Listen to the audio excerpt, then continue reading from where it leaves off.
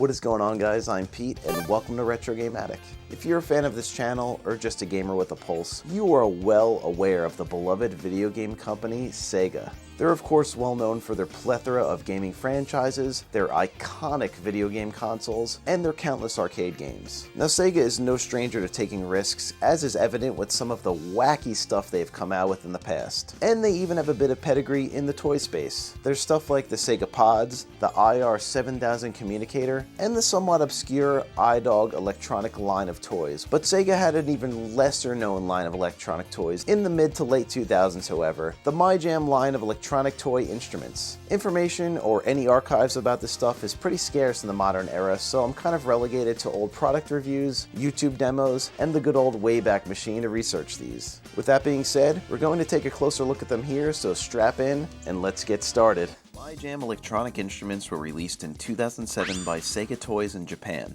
They licensed the right for the North American and European release to Blue Box Toys Inc. under their B2 division. These toys capitalized on the iPod craze, which was in full swing at the time. They were marketed first and foremost as an iPod accessory, but they were also compatible with PC, stereos, and other MP3 players with a 3.5mm headphone jack. Most of these have a decidedly mid-2000s aesthetic, let's call it iPod core, with the shiny white plastic of these things really taking inspiration from Apple's flagship MP3 player. The initial line of instruments included the mixer, which resembles a DJ setup, the drummer, which are essentially two drumsticks with thicker handles, the stage mic, which are those period-correct behind-the-neck headphones with a microphone attachment, and of course, the guitar. These were more than just simple toy instruments. They had some cool features that made them pretty intuitive and immersive for the time. We have a bunch to check out, so in no particular order, let's take a closer look at the drummer first. The mijam drummer are motion-activated drumsticks that feature programmed rhythm background,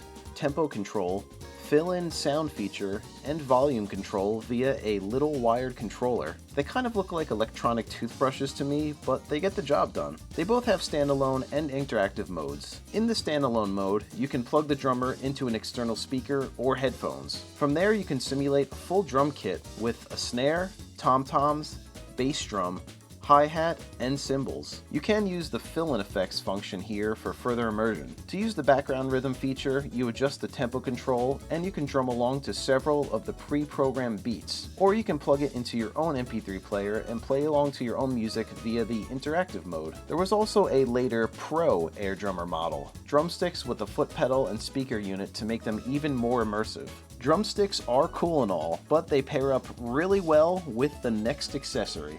Here's the stage mic. They are essentially a pair of behind-the-ear headphones with a flexible boom mic attached. They are also wired to the same control module as the drummer, so you have volume control as well. There's lots of old-school Britney Spears mic or late 2000s computer headset vibes, and I'm here for it. The stage mic is unique in that it can be paired with any other mijam instrument, so you can add vocals to your electronic jam session.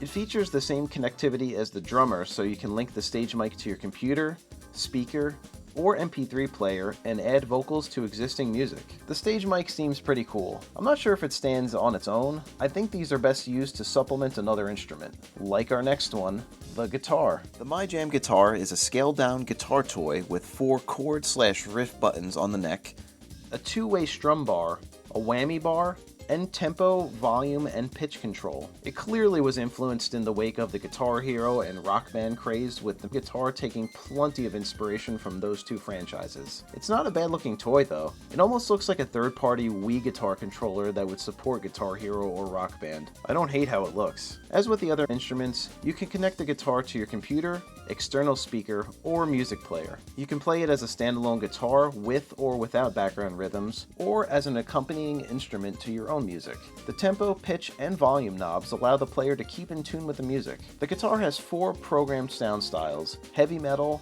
rock, blues, and bass, and are selected via a dedicated button on the guitar's bridge. The fretboard on the neck has 4 buttons that allow you to play basic chords and riffs to match the selected musical style. You strum up and down via the two-way strum button and can bend the strings with the whammy bar. These 2 buttons seem like they function exactly the same as a Guitar Hero or Rock Band controller. All in all though, this seems like the coolest instrument so far, but we are far from done at this point. Here is the mijam mixer. It's a scaled scaled-down DJ table that features 2 scratch discs that move in both directions with a variety of pre-programmed effects. There are programmed rhythm functions that are selected via 2 dedicated buttons, a variety of selectable digital voice and techno effects, the familiar tempo control, and measure and unit volume controls. This thing screams mid to late 2000s with that rounded shape like something out of a Black Eyed Peas music video. As with all other mijam instruments, the DJ table can work standalone or plugged into a computer,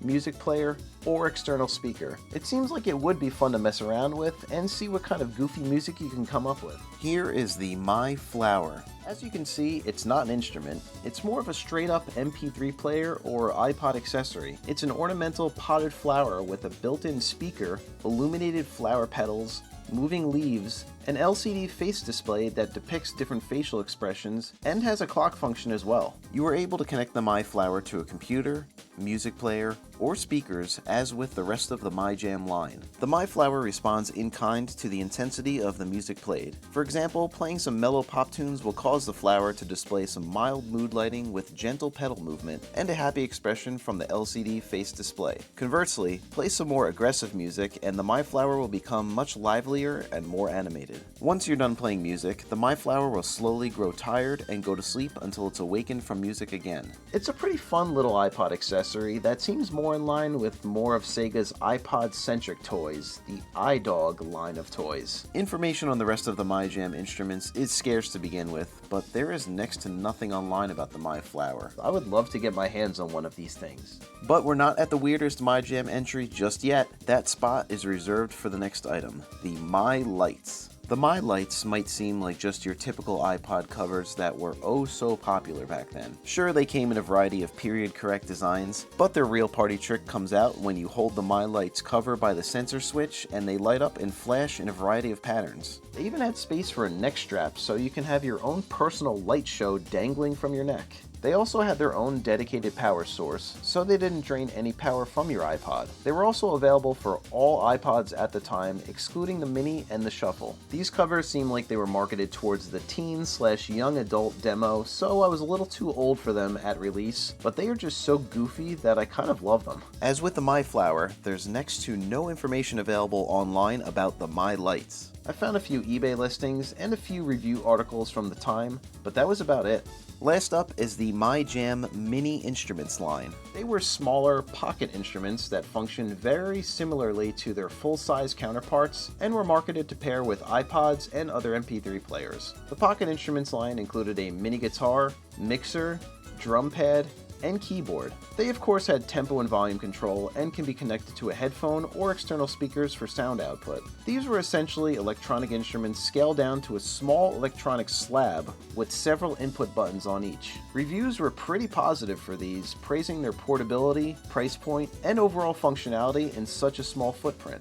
I don't have any of these mijam toys on hand to check out in person, but most reviews that I found seem to be overall positive, with the mini instruments being particularly well reviewed, with the exception of DankPod's mijam drummer review, so I can only assume that they all functioned well enough at least. That was it for the mijam line of toys. These mijam toys seem to be well built for what they were, and are actually pretty cool late 2000s time capsules. I can see them having a bit of a legacy today. Sure, because they're technically a Sega product, but more so that they can stand on their own and that 2000s nostalgia is super popular these days. Did you have anything from the mijam line, or have any first-hand experience with them back then? Are you going to pick any of these up if you come across them in the wild? Please be sure to let me know in the comments. I love hearing from you guys. Thank you all so much for checking out Retro Game Addict. I really do appreciate you all. Have an awesome day, and I'll see you on the next one.